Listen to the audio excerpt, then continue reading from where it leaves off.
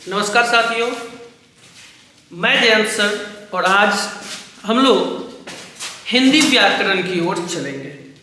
ठीक है, हिंदी व्याकरण में एक एक पाठ को बहुत ही शानदार तरीके से हम लोग पढ़ने वाले हैं और इसके बारे में शानदार तरीके से डिस्कस करने वाले हैं। आपके आने वाले हर एक परीक्षा के लिए आपको मेरा टीम आपको सहायता करेगी। चलिए तो बिना विलंब के हुए क्लास को शुरू करते हैं और आज मैं लेके आ गया हूँ हिंदी व्याकरण से एक जबरदस्त अध्याय। इस अध्याय का नाम है वर्ण विचार। वैसे आप लोग टाइटल और थंबनेल देख के समझ ही गए होंगे कि आज हम लोग पढ़ने क्या वाले हैं। तो चलिए शुरू करते हैं और देखते हैं कि अभी हम लोग हिंदी व्याकरण पढ़ने वाले हैं और आज का जो टॉपिक होने वाला है हम लोगों का, ठीक है, आज का टॉपिक हम लोगों का यही है वर्ण विचार।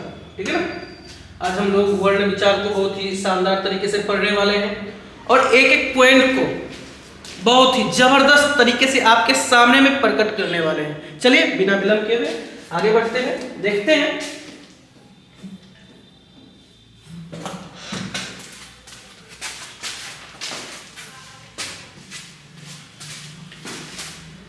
चलिए अभी हम लोग बिल्कुल शुरू से, ठीक है, टेंशन नहीं लेना है। आप लोग अगर बहुत छोटे छोटे बच्चे हैं, ठीक है, मेरी तरह बिल्कुल, तो आप लोगों को मैं बहुत ही शानदार तरीके से एक एक चीज को, एक एक टॉपिक को, एक एक पार्ट बहुत ही शानदार तरीके से आपके सामने में प्रस्तुत करूंगा और आपको पढ़ने में बहुत ज्यादा ही अच्छा लगेगा। ठीक है, तो चलिए बिल्कुल ही बहुत ही शुरू से हम लोग स्टार्ट करते हैं। ठीक है ना, चलिए तो हम लोग सर्वप्रथम पढ़ने वाले हैं भाषा। क्या पढ़ने वाले हैं दोस्तों?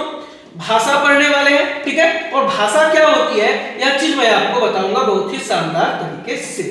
ठीक है, चलिए हम लोग बोलते हैं, ठीक है, यही तो भाषा हुआ जो हम लोग बोलते हैं, जो हम लोग सुनते हैं। हम लोग जो बोलते हैं, जो सुनते हैं, जो कहते हैं, ठीक है, वही भाषा कहलाता है।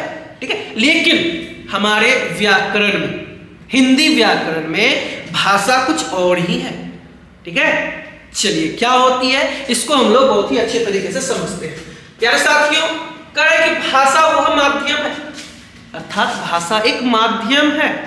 ठीक है ना, भाषा एक क्या है? माध्यम है, जिसके द्वारा हम अपने विचारों, भावों और संदेशों को दूसरों तक पहुंचाते हैं। मेरे मन में क्या विचार है, मेरे मन में क्या भाव है, वह हम दूसरों तक कैसे पहुंचाए, यही इसी का माध्यम ही क्या कहलाता है? भाषा कहलाता है। ठीक है, चलिए अब हम लोग जो है भाषा के तीन प्रकार, भाषा के तीन प्रकार होते हैं। तो भाषा के मुख्य रूप से तीन प्रकार होते हैं। कितने प्रकार होते हैं? तीन प्रकार होते हैं। किनके? वह भाषा के। ठीक है, हम लोग चले आगे बढ़े। भाषा के तीन प्रकार कौन कौन से हैं? बिल्कुल, एक है मौखिक भाषा, समझ में आ रहा होगा, एक है मौखिक भाषा, दूसरा है लिखित भाषा और तीसरा है सांकेतिक भाषा। ठीक है, एक बार मेरे साथ साथ अगर आप पढ़ रहे हैं, अगर आप कॉपी और कलम लेके बैठे हुए हैं तो एक बार साथ साथ मेरे पास, अर्थात मेरे साथ साथ बोलिए। क्या बोलिएगा? पहला, भाषा के तीन रूप है, कौन कौन से हैं? पहला मौखिक भाषा, दूसरा लिखित भाषा और तीसरा सांकेतिक भाषा। ठीक है दोस्तों, तो आप लोग भी बहुत ज्यादा उत्सुक होंगे कि सर अगर आप तीन भाषा बताए तो इसके बारे में और डिटेल से बताइए। तो मेरे प्यारे साथियों, मैं आपको पहले ही बोल दिया कि जो भी चीज मैं आपको पढ़ाऊंगा बिल्कुल ही शानदार तरीके से बताऊंगा, जो आपको बहुत ही अच्छे तरीके से समझ में आने वाला है। ठीक है, चलिए आगे बढ़ते हैं और देखते हैं कि आगे हम लोगों के पास है क्या। ठीक है, चलिए बिल्कुल आप लोगों के लिए बहुत ही शानदार तरीके से मैं लेके आ गया हूं आज का मौखिक भाषा, अभी का मौखिक भाषा जो अभी हम लोग जाने कुछ देर पहले। ठीक है, बोलकर अपनी बात कहना, बोलकर अपनी बात कहना, उसी को मौखिक भाषा कहते हैं। कभी कभी हम लोगों को मार्केट जाना होता है, कभी कभी हम लोगों को बहुत अर्जेंट रहता है कि हमको, अभी ठंडी का मौसम है, अभी हम लोगों को जूता, कपड़ा, ठीक है। यह बहुत प्रकार की विभिन्न प्रकार की वस्तुएं हम लोगों को चाहिए होता है, जो कि हम लोग बाहर रह के पढ़ाई करते हैं और हम लोगों को चाहिए होता है। इसके लिए हम लोग घर फोन करते हैं, माँ, पिताजी, बड़े भाई, बड़ी दीदी, ठीक है। तो जब हम बोलकर अपनी बात को दूसरों के सामने में रखते हैं, वही मौखिक भाषा कहलाता है। कौन सा भाषा कहलाता है? मौखिक भाषा कहलाता है। जैसे आप लोग कभी कभी फोन पे बात करते हैं अपने घर, ठीक है, फोन पर बात करते हैं, ठीक है, करते हैं कि नहीं करते हैं? बिल्कुल करते हैं। जैसे आप देखिए, दो भाई बहन हैं, एक बहन दूसरे भाई से कह रहे हैं, और भाई जो है अपने बहन से कुछ कह रहे हैं, कुछ मांग रहे होंगे, कुछ सहायता के लिए कह रहे होंगे, ठीक है। तो यह है मौखिक भाषा, अर्थात जिसको हम बोल के, अर्थात फोन के माध्यम से या फिर मेरे सामने जब प्रस्तुत हो, तो उसको जब मैं बोल के किसी बात को कहा और वह सुना, वही मौखिक भाषा कहलाता है, ठीक है। चलिए आगे बढ़ते हैं, देखते हैं, और उसके बाद हम लोग क्या करेंगे, मौखिक के बाद लिखित भाषा, ठीक है दोस्तों। देखिए, एक एक चीज को आपके सामने में जबरदस्त तरीके से लेके आया हूं, क्लियर है। चलिए, पहला तो था मौखिक, अब दूसरा है लिखित। अब चलिए, लिखित भाषा क्या होता है यह चीज को जानते हैं। लिखकर अपनी बात बताना, लिखकर अपनी बात बताना, ठीक है। जैसे पत्र या मैसेज लिखना, पत्र लिखते हैं ना, जब हम लोग दूर पढ़ाई करते हैं तो वहां पे हम लोग पत्र लिखते हैं। पहले के जमाने में क्या था, अभी तो बहुत सारी सुविधाएं आ गई है, मोबाइल आ गई है, ठीक है। तो मोबाइल के जरिए भी सब चीज होता है। तो कभी कभी हम लोग मम्मी पापा सबको भी क्या करते हैं कि मोबाइल के जरिए, व्हाट्सएप के जरिए या फिर मैसेज के जरिए, तो उसको हम लोग मैसेज करते हैं कि मम्मी हमको यह चीज चाहिए, पापा हमको यह चीज चाहिए, ठीक है। जो चीज आपको चाहिए होता है वो आप मंगवा लेते हैं, ठीक है। तो वही कहता है कि लिख कर बात करना, किसी को पत्र लिखना या मैसेज लिखना। इस प्रकार से जैसे आप यहाँ देख रहे हैं, दो भाई बहन एक दूसरे को मैसेज लिख रहे हैं, ठीक है। आगे बढ़ते हैं। इसके बाद है दोस्तों सांकेतिक भाषा। देखिए, सांकेतिक भाषा क्या होता है। कभी कभी हम लोग जब बहुत ही ज्यादा व्यस्त हो जाते हैं किसी काम को करने में, ठीक है, तो वहां पे हम लोग जब कोई दूसरा इंपॉर्टेंट व्यक्ति, कोई महत्वपूर्ण व्यक्ति मेरे पास आया, उसको जब हम लोग नहीं अपने भाषा के माध्यम से नहीं बोल पाए, तो उसको इशारा से ही कहते हैं कि आप बैठिए, थोड़ा सा इंतजार कीजिए, मैं अभी आता हूं, ठीक है। करें बैठिए बैठिए, ऐसे करके रोकते हैं उनको। अर्थात इशारा से कहते हैं, किसी को इशारा से कोई चीज को समझाना, कोई बात को समझाना, वही आपका क्या कहलाता है, सांकेतिक भाषा कहलाता है, ठीक है। जैसे इशारों के माध्यम से बात करना, किनके माध्यम से बात करना, इशारों के माध्यम से बात करना ही आपका क्या कहलाता है, सांकेतिक भाषा कहलाता है। जैसे देखिए, दो भाई बहन हैं, आपस में संकेत में बात कर रहे हैं, यही होता है आपका सांकेतिक भाषा। तो मेरे प्यारे साथियों, अभी हम लोग क्या क्या पढ़े, तो मेरे प्यारे साथियों अभी हम लोग जो पढ़े हैं वह बहुत ही अच्छे तरीके से हम लोग समझे, ठीक है। अभी हम लोग भाषा के 3 रूप पढ़े हैं। किसके? भाषा के अभी हम लोग 3 रूप पढ़े हैं। कौन कौन? पहला पढ़े हैं लिखित, अर्थात लिख करके अपने आगे वाले इंसान को बताते हैं। दूसरा हो गया मौखिक, मौखिक का मतलब हुआ बोल के उसको, किसी भी आदमी को मेरे सामने में जो प्रस्तुत है बोल के उनको बताना, यह हो गया मौखिक भाषा। और तीसरा जो अभी हम लोग पढ़े सांकेतिक,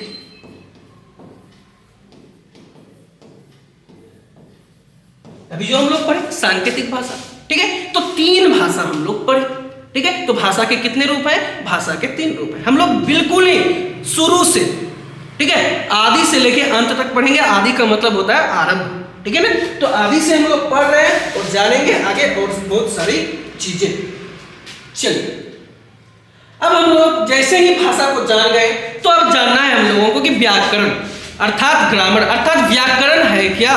बहुत दिनों से हम लोग पढ़ते हुए आ रहे हैं, व्याकरण जान रहे हैं कि यह है वह है, लेकिन है क्या वास्तव में? आज हम लोग इस चीज को पढ़ने वाले हैं, जानने वाले हैं, समझने वाले हैं। तो चलिए विलंब न करते हुए आगे बढ़ते हैं और देखते हैं कि व्याकरण अर्थात यह ग्रामर है क्या, ठीक है। साथ दीजिएगा, कहने का मतलब है अंत तक अगर आप क्लास कर रहे हैं A to Z व्याकरण के जितने सारे महत्वपूर्ण अध्याय है और जितना सारा है टोटल का टोटल व्याकरण मैं आपके सामने प्रस्तुत करूंगा।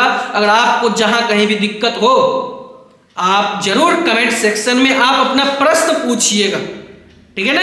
यह पीडीएफ हर एक चीज को आपके पास मैं भेज दूंगा, ठीक है। कमेंट कर दीजिएगा, चाहिए आपको मिल जाएगा। कह रहा है कि व्याकरण वह शास्त्र या नियमों का समूह, शास्त्र है, शास्त्र का मतलब किताब, ठीक है।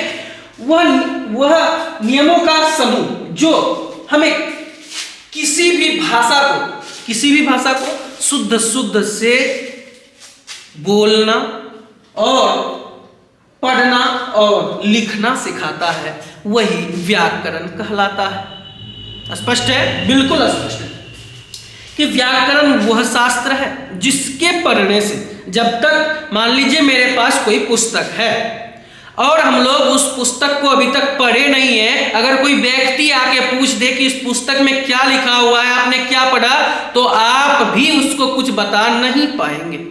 क्यों नहीं बता पाएंगे प्यारे साथियों? क्योंकि जो पुस्तक के बारे में वह पूछ रहा है कि इस पुस्तक में है क्या, क्योंकि उस पुस्तक को अब तक हम लोग पढ़े होते नहीं है।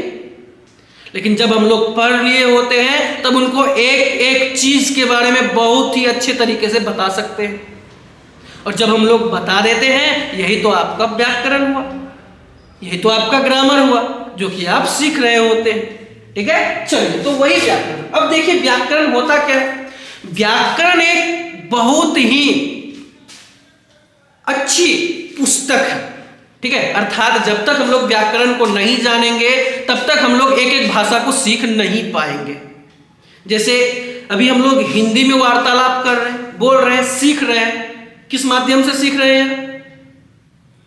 यह हुआ हमारा मौखिक तरीके से सीख रहे हैं, ठीक है। लेकिन जब हम लोग शुद्ध जब तक हम लोग बोल नहीं पाएंगे, जब तक हम लोग जान नहीं पाएंगे, तब तक जब तक हम लोग पढ़ नहीं पाएंगे, तब तक दूसरे को बता नहीं पाएंगे।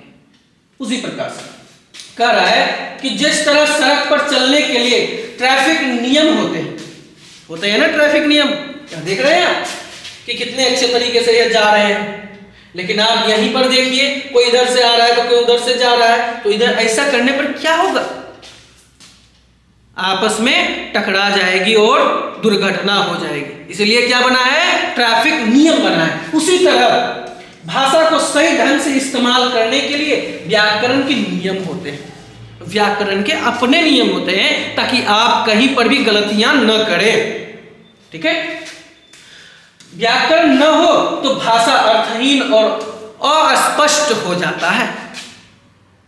व्याकरण है तभी आपका हर एक भाषा अर्थ देता है। अगर व्याकरण ही न हो तो आपका हर एक भाषा, आपका हर एक बातचीत ही अर्थहीन हो जाएगा, ठीक है दोस्तों।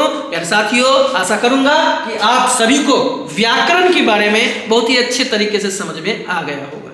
चलिए इसी के साथ साथ आगे बढ़ते हैं और देखते हैं आगे और है क्या हम लोगों के पास। चलिए दोस्तों, अब हम लोग जानेंगे कि व्याकरण को आखिर कितने भागों में बांटा गया है। तो मेरे प्यारे साथियों, मैं आपको बता देना चाहूंगा कि हमारा जो व्याकरण है वह 4 भागों में बांटा हुआ है। पहला वर्ण विचार, दूसरा शब्द विचार, तीसरा पद विचार और चौथा वाक्य विचार। आप लोगों को जानकर शायद आश्चर्य होगी कि सर इससे पहले हम लोग तीन प्रकार के पढ़े थे, 3 खंड होते थे। लेकिन नहीं साथियों, मैं आपको हर एक चीज के बारे में बताऊंगा और आपको पूरी तरीके से जितना सारा ज्ञान है वो देने का प्रयास करूंगा।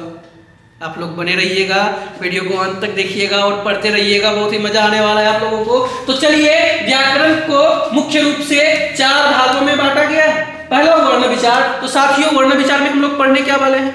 वर्ण विचार में हम लोग पढ़ने वाले हैं अक्षरों या वर्णों का आकार, उनके उच्चारण और उसके मेल का अध्ययन किया जाता है।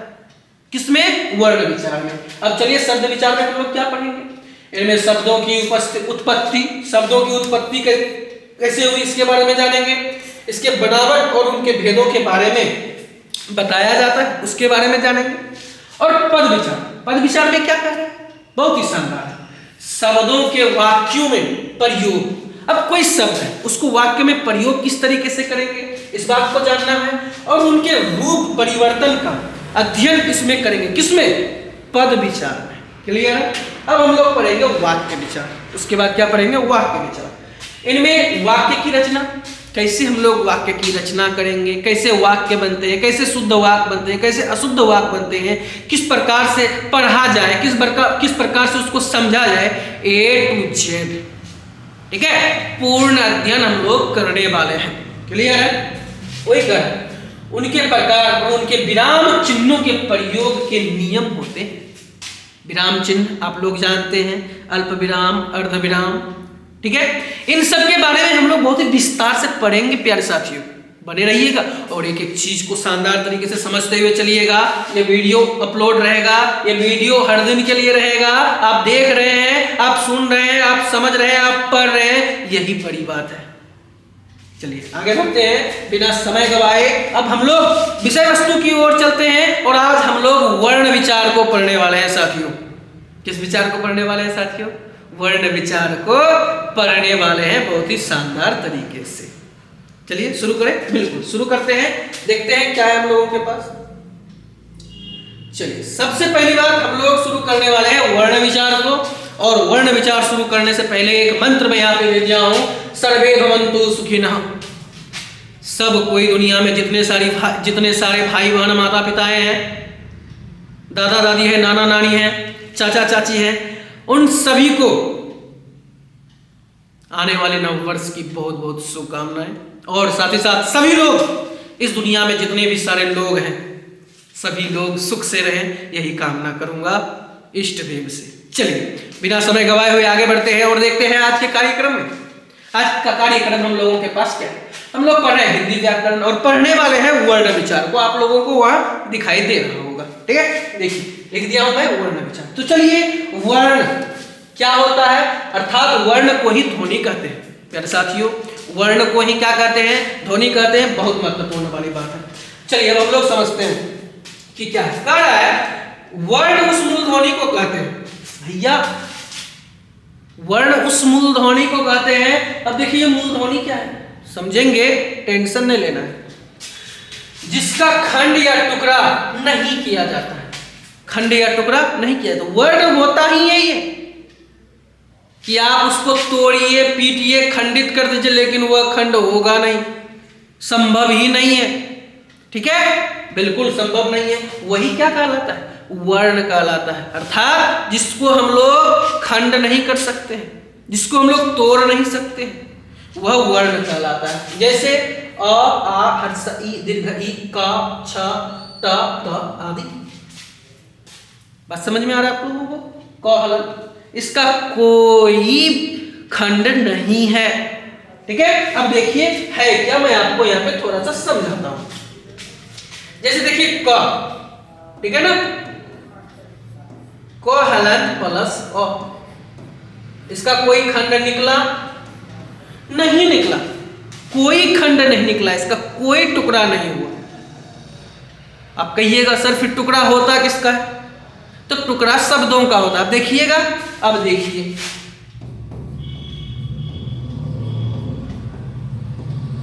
जैसे है विद्यालय, तो इसको अगर हम लोग अलग करेंगे तो क्या होगा साथियों?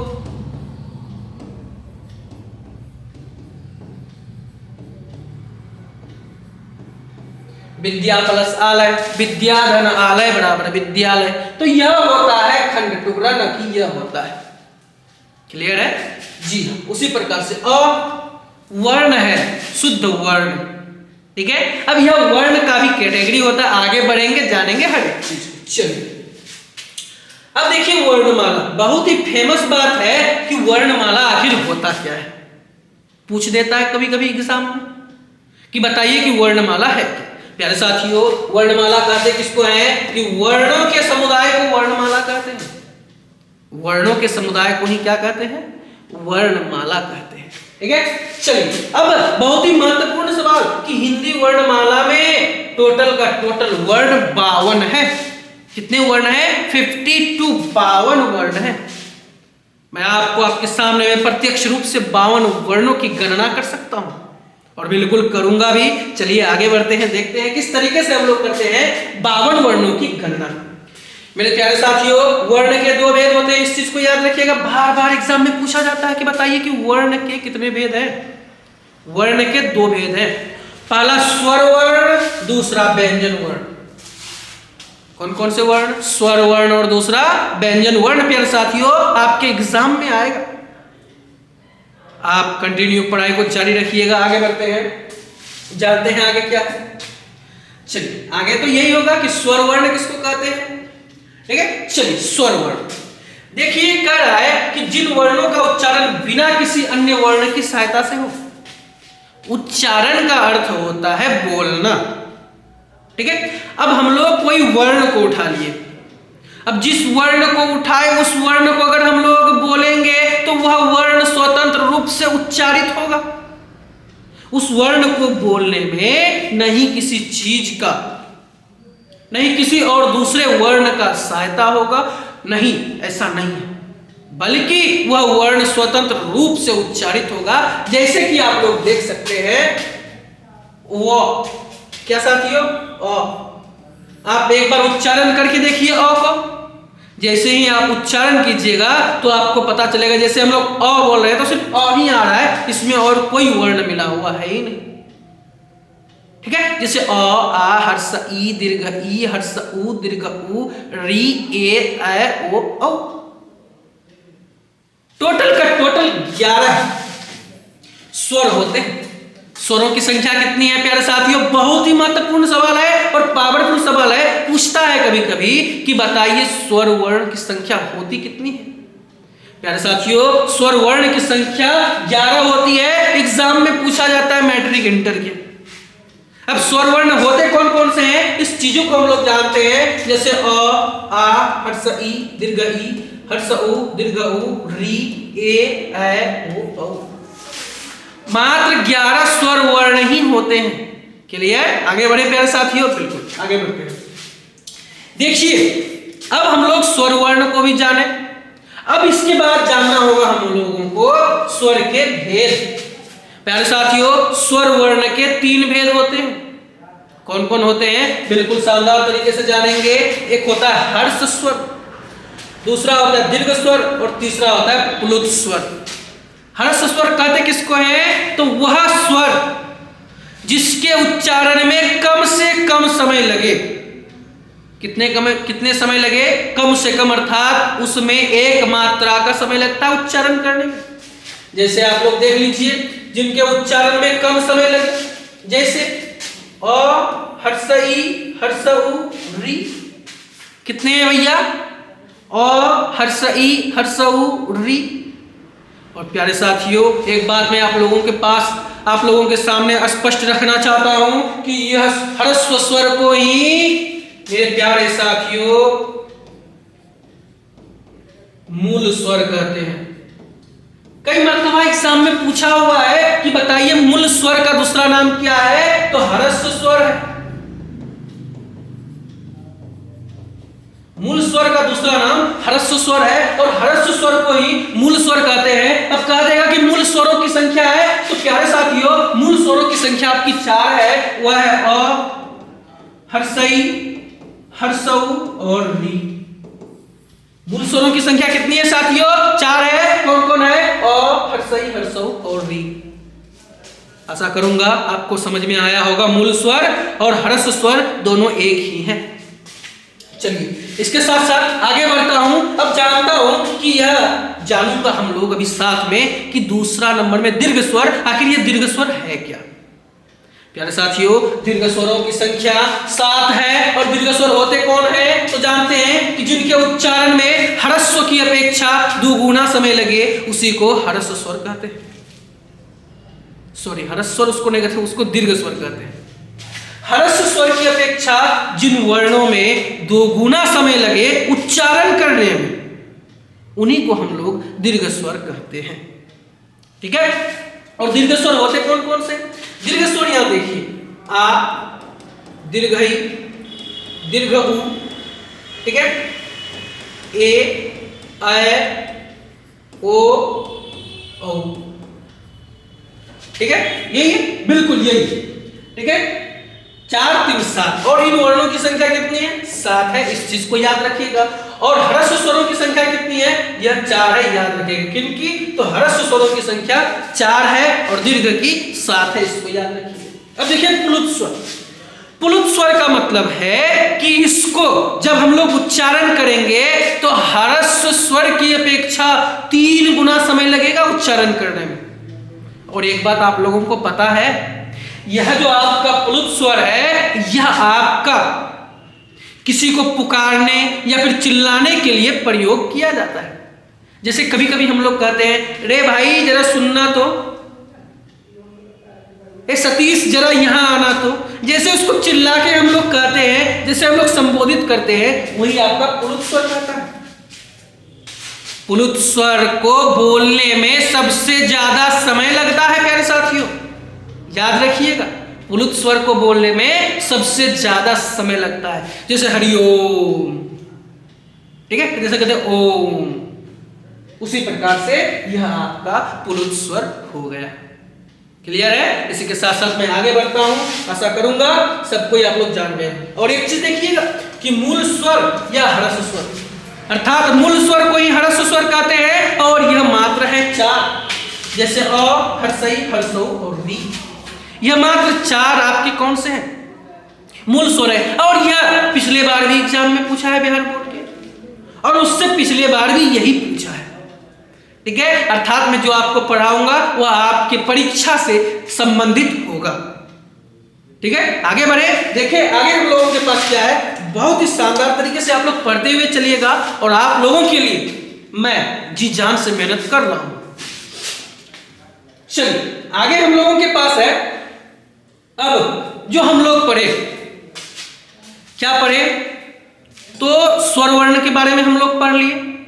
स्वर वर्ण के 3 भेद हैं, ह्रस्व स्वर, दीर्घ स्वर, प्लुत स्वर। ह्रस्व स्वर और मूल स्वर दोनों एक ही होते हैं और ह्रस्व स्वर की संख्या 4 होते हैं। आगे बढ़ते हैं, देखते हैं। आगे है हम लोगों के पास व्यंजन वर्ण। व्यंजन को इंग्लिश में क्या कहते हैं? कॉन्सोनेंट। ठीक है, चलिए अब कह रहा है कि व्यंजन वर्ण है क्या? प्यारे साथियों, कि जिन वर्णों का उच्चारण में, जिन वर्णों के उच्चारण में स्वर मिला हुआ रहे, उन्हीं को क्या कहते हैं? व्यंजन वर्ण कहते हैं। अब सर हम कैसे जानेंगे कि व्यंजन वर्ण में स्वर वर्ण मिला हुआ रहता है? तो प्यारे साथियों, चिंता करने की आवश्यकता है ही नहीं, क्योंकि आपके साथ मैं हूं और आपको एक एक चीज के बारे में बहुत ही शानदार तरीके से बताते हुए चलूंगा। चलिए अब हम लोग जानते हैं कि जिन वर्णों का उच्चारण स्वरों की सहायता से किया जाता है उन्हें व्यंजन कहते हैं। अब कैसे? अब व्यंजनों की संख्या 33 है, याद रखिएगा। व्यंजनों की संख्या कितनी है?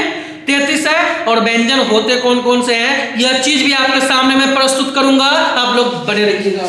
देखिए पहले तो इस चीज को जानते हैं कि व्यंजन वर्ण में स्वर वर्ण मिले होते कैसे हैं। इस चीज को बहुत ही शानदार तरीके से जानेंगे। इस चीज को देखिए, जैसे व्यंजन वर्ण का होता है, जैसे मतलब उदाहरण क, ख, ग, घ, अंग, च, छ, ज, झ, य। तो इस प्रकार से होता है, बिल्कुल यही होता है। तो प्यारे साथियों, यह जो आपका है, और आप जो यह देखें क, ख, ग, घ, तो सर आप मुद्दा यह छिड़े थे, मुद्दा यह था कि आपका जो यह क है, इसमें कैसे स्वर वर्ण लगा हुआ है, इस चीज को आप कैसे क्या कीजिएगा, इसके बारे में आप बताए क्यों नहीं? तो प्यारे साथियों, घबराना नहीं है, इसके बारे में बहुत ही शानदार तरीके से हम लोग जानेंगे। और आपको मैं बता देना चाहूंगा, ये जो आपका क है, ये जो आपका क्या है, क है, यहाँ ध्यान से देखिएगा। आप लोग जानते हैं क में स्वर वर्ण की मात्रा है, देखिएगा क हलंत प्लस ओ, क्या हुआ प्यारे साथियों? तो यह आपका हो गया क। तो देखिए क में क्या मिला हुआ है? ओ मिला हुआ है, और यह जो वर्ण है आपका, यही आपका स्वर वर्ण है। कौन सा वर्ण है प्यारे साथियों? स्वर वर्ण है। आपको मैं पहले भी बताया था कि मैं आपको एक एक चीज करके स्पष्ट करूंगा, वैसे भी आप लोग ये जानते हैं, बहुत ही छोटी चीज है। आगे बढ़ते हैं, देखते हैं आगे है क्या प्यारे साथियों। अब व्यंजन वर्ण है कितने? व्यंजन वर्ण 33 है, और 33 व्यंजन वर्ण है कैसे, वो मैं आपके सामने प्रस्तुत करूंगा। अब देखिएगा, आप जानिएगा, आपको बहुत ही आनंद आएगा। देखिए व्यंजन के 3 भेद हैं। सबसे पहले व्यंजन के भेद पढ़ेंगे भैया। व्यंजन के 3 भेद है, शानदार तरीके से देखिएगा। एक है स्पर्श व्यंजन, दूसरा है अंतस्थ व्यंजन और तीसरा है उष्म व्यंजन। अब भैया यह है क्या, अंतस्थ व्यंजन क्या है, उष्म व्यंजन क्या है और स्पर्श व्यंजन क्या है, इस चीज को बहुत ही शानदार तरीके से हम लोग जानेंगे, देखेंगे, समझेंगे कि आखिर हम लोगों के पास है क्या। ठीक है, चलिए। तो स्पर्श व्यंजन, प्यारे साथियों मैं एक चीज आप लोगों को यहाँ पे बता देना चाहूंगा कि स्पर्श व्यंजन आपका जो है वह आपका है क से लेके म तक, क से लेके म तक। सर ये क से लेके म तक हम लोग पढ़ेंगे कैसे, तो ऐसे पढ़ेंगे प्यारे साथियों, क से लेके म तक वर्गों में बांटा हुआ है। ठीक है, कैसे, तो ये देखिए जैसे कवर्ग, चवर्ग, टवर्ग,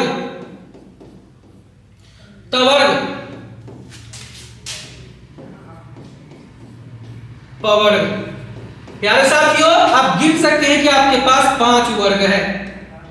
कितने वर्ग है प्यारे साथियों, 5 वर्ग है। और आप लोग जानते हैं एक वर्ग में 5 वर्ण होते हैं, तो 5 वर्ग में 25, अर्थात स्पर्श व्यंजन वर्णों की जो संख्या होगी आपकी वह कितनी है, 25 है। कितनी है प्यारे साथियों, 25 आपकी व्यंजन वर्णों की संख्या है। कैसे है, चलिए जानते हैं। क वर्ग में कौन कौन से वर्ण होंगे, वह होंगे आपका क, ख, ग, घ, अंग। च वर्ग में च, छ, ज, झ, ञ। ट वर्ग में ट, ठ, ड, ढ, मूर्धन्य ण।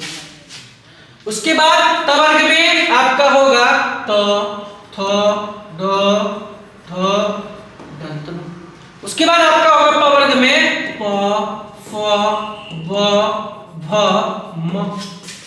प्यारे साथियों आप लोगों को दिखाई दे रहा होगा, अर्थात आपके सामने प्रस्तुत है कि 5 वर्ग हैं और इन्हीं 5 वर्गों को क्या कहते हैं, स्पर्श व्यंजन कहते हैं। प्यारे साथियों क्या कहते हैं, स्पर्श व्यंजन कहते हैं। और यह जो आपका स्पर्श व्यंजन है इनकी संख्या,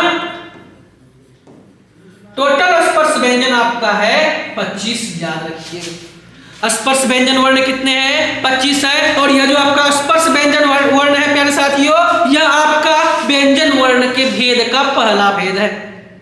इसके बाद दूसरा है अंतस्थ व्यंजन। दोस्तों अंतस्थ व्यंजन होता है य, र, ल, व, य, र, ल, व। इनकी संख्या 4 है, 25 और 4 और टोटल और एक बच गया, वह बच गया उष्म व्यंजन।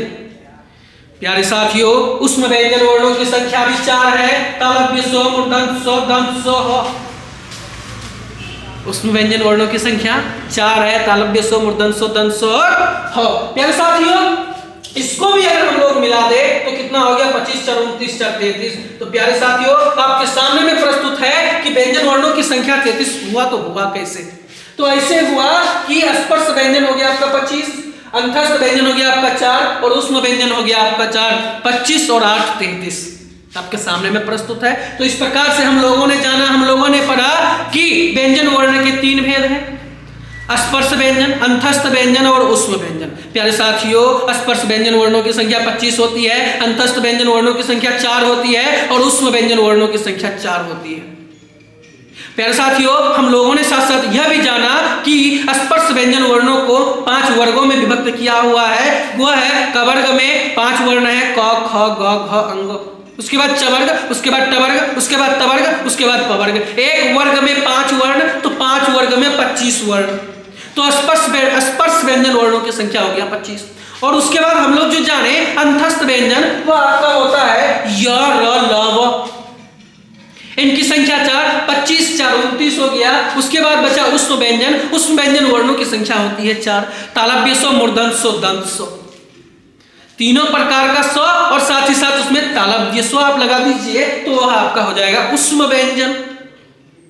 ठीक है, और उष्म व्यंजन वर्णों की संख्या आपकी कितनी होती है, वह होती है 4। तो 25 4 29 हुआ, 29 और 4 33। तो 33 आपके पास बिल्कुल प्रस्तुत है व्यंजन वर्णों की संख्या।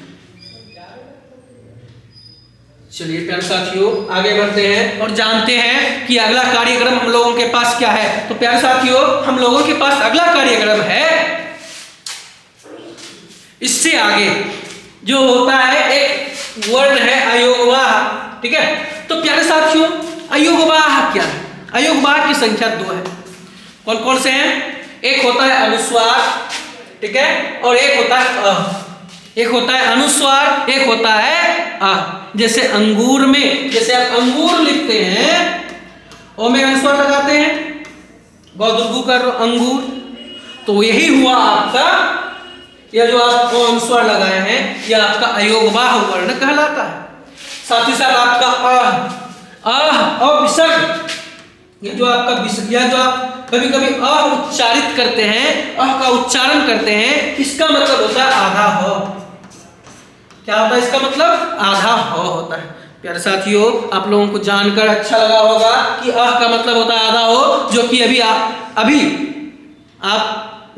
जब बचपन में थे 6th 7th 8th 9th 10th तक, तो आप अगर वहां पे अगर पढ़े होंगे संस्कृत, तो बहुत ही अच्छे तरीके से आप लोगों को पता होगा,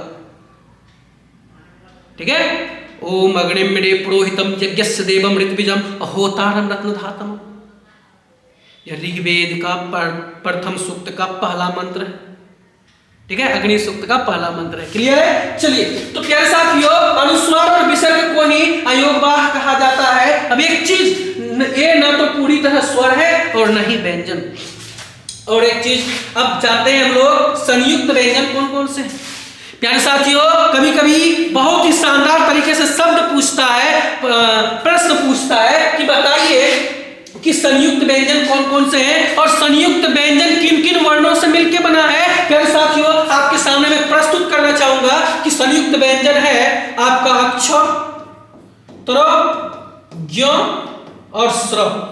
प्यारे साथियों, मैं यह भी बताऊंगा कि ये जो 4 प्रकार का आपका स्पर्श व्यंजन, 4 प्रकार का जो आपका संयुक्त व्यंजन है, यह बना किस से है।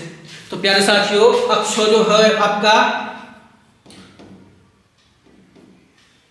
अक्षो, कोहलन प्लस तालब जैसों से आपका अक्षो बना है, ठीक है। और उसके बाद त्र जो है आपका तो हलंत प्लस रो से बना है, और ज्यो जो बना है आपका जो हलंत प्लस यो से आपका ज्यो बना है, ठीक है। और स्र या तालव्य सो प्लस रो से आपका स्र बना है प्यारे साथियों, ठीक है। अच्छा, कोहलंत प्लस मूर्धन्य सो से आपका जो है प्यारे साथियों, कोहलंत और मूर्धन्य सो से जो है आपका वह अक्षो बना है, और त्र जो है वह तो हलंत और रो से बना है, और ज्यो जो हलंत प्लस ज्यो हलंत प्लस यो से बना है,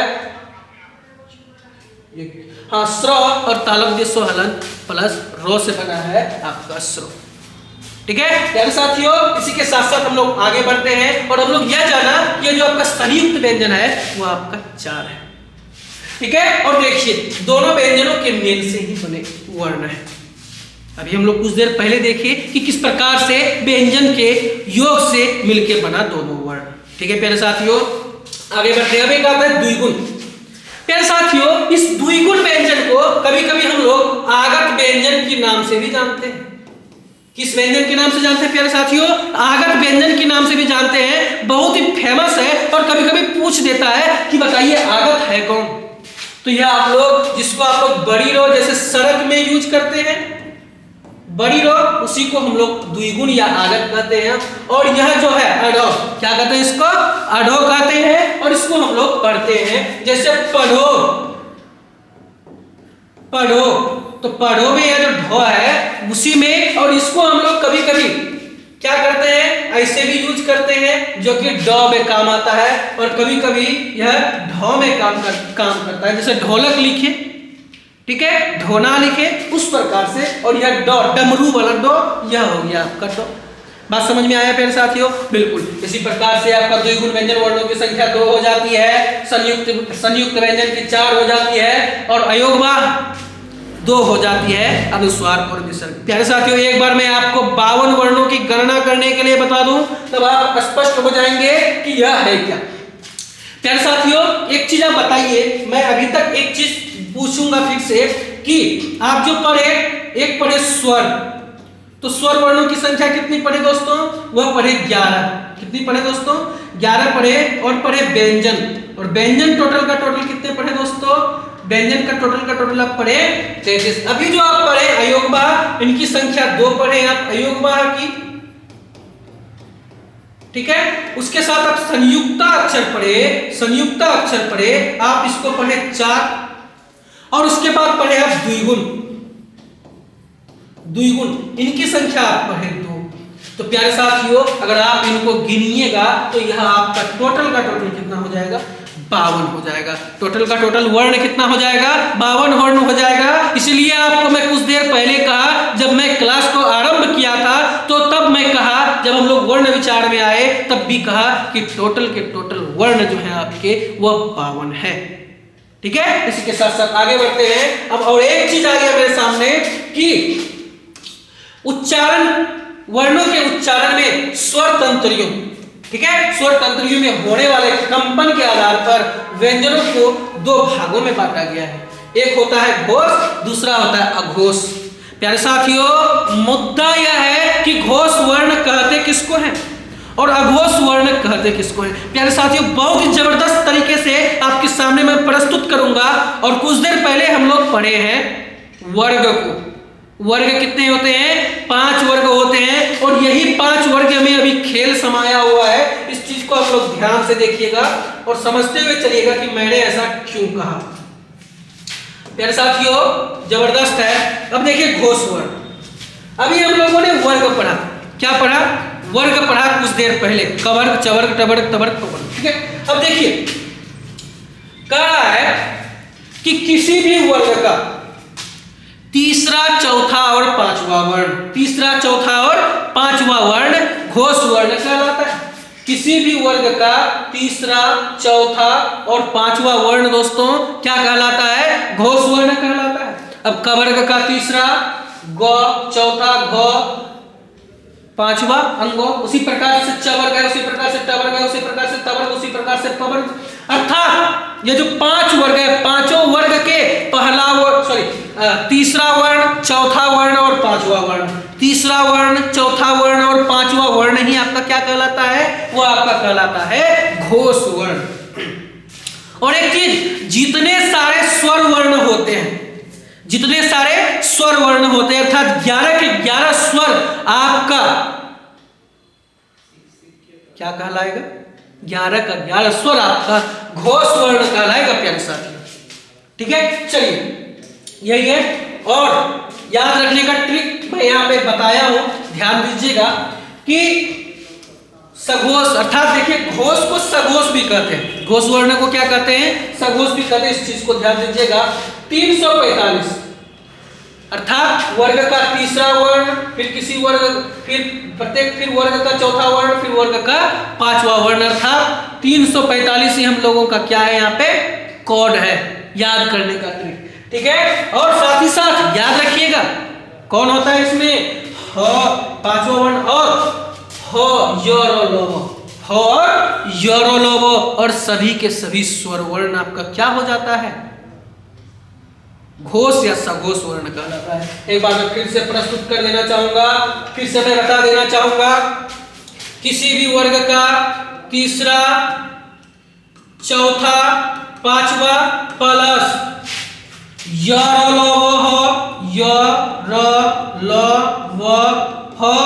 और साथ ही साथ सभी के सभी स्वर वर्ण, सभी स्वर वर्ण, क्या साथियों, सभी स्वर वर्ण आपका क्या कहलाता है, घोष वर्ण कहलाता है। मर जाइएगा लेकिन भूलिएगा नहीं, बहुत ही शानदार तरीके से आपको मैं बता चुका हूं कि स्वर वर्ण घोष वर्ण में स्वर वर्ण भी आता है और साथ ही साथ योरोलोबो हो भी आता है, और साथ ही साथ किसी भी वर्ग का तीसरा, चौथा और पांचवा वर्ण आपका घोष वर्ण कहलाता है। आशा करूंगा कि आप लोगों को समझ में आ गया होगा। अगर आप लोगों को समझ में नहीं आया होगा तो कमेंट कीजिएगा, नेक्स्ट वीडियो में जब अपलोड करूंगा तो तब उसमें मैं चर्चा कर दूंगा। फिर से आगे बढ़ते हैं, देखते हैं आगे हम लोगों के पास है क्या।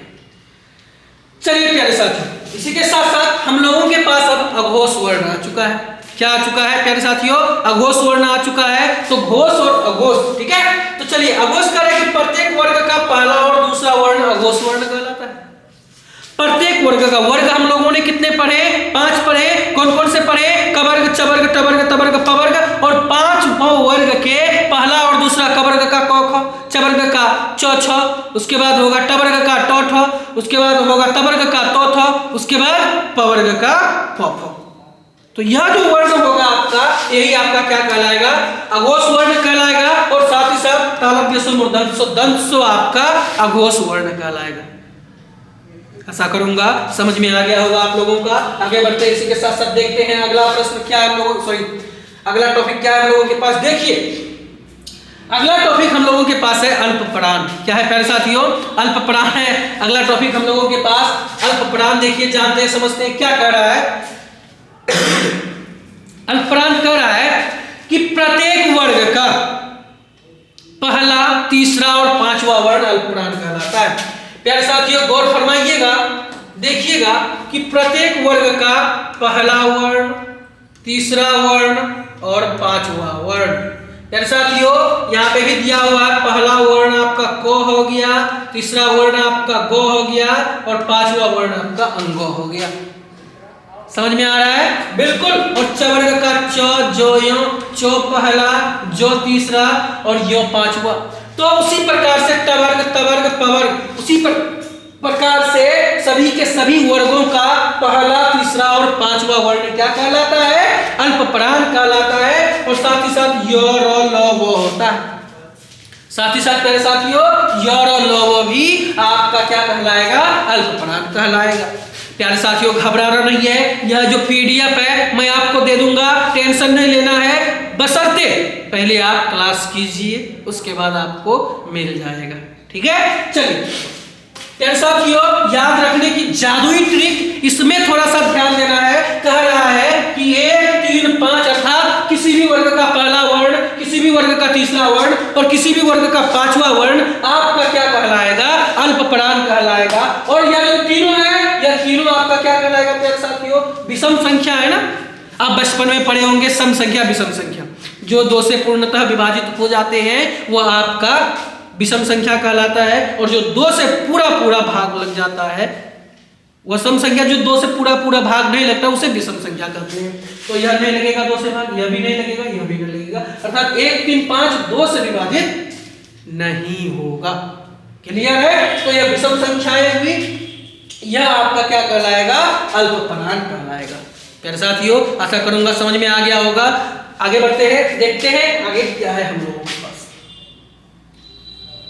चलिए प्यारे साथियों उसके बाद है हम लोगों के पास महाप्राण। प्यारे साथियों इसके बाद हम लोगों के पास महाप्राण है। और कह रहा है महाप्राण, तो अल्पप्राण हम लोग क्या पढ़े, किसी भी वर्ग का पहला, तीसरा, पांचवा। तो इसमें क्या बचा, दूसरा और चौथा तो आया ही नहीं था। तो प्यारे साथियों इस वर्ग में अर्थात महाप्राण में प्रत्येक वर्ग का दूसरा और चौथा वर्ण क्या होगा साथियों, प्रत्येक वर्ग का दूसरा और चौथा वर्ण आपका क्या कहलाएगा, महाप्राण कहलाएगा। और साथ ही साथ आपका तालव्य स्व, मूर्धन्य स्व, दंत स्व और हो, तालव्य स्व, मूर्धन्य स्व, दंत स्व और हो आपका क्या कहलाएगा, महाप्राण कहलाएगा। बात समझ में आ रहा है दोस्तों, बिल्कुल शानदार तरीके से। और साथ ही साथ याद रखने की ट्रिक है, यह सम संख्याएं 2 और 4, 2 और 4 अर्थात किसी भी वर्ग का दूसरा वर्ण और चौथा वर्ण आपका क्या कहलाएगा, महाप्राण कहलाएगा। साथ ही साथ तालव्य स्व, मूर्धन्य स्व, दंत स्व और ह। क्लियर है प्यारे साथियों। इसी के साथ साथ आगे बढ़ते हैं, देखते हैं अगला कार्यक्रम क्या है हम लोगों के पास। चलिए एक शब्द होता है अनुनासिक। अनुनासिक का मतलब हुआ जिसको हम लोग नाक की सहायता से बोलते हैं। ठीक है, कह रहा है कि उन वर्णों या स्वरों को कहा जाता है अनुनासिक वर्ण जिनका उच्चारण मुंह और नासिका अर्थात नाक दोनों से होता है।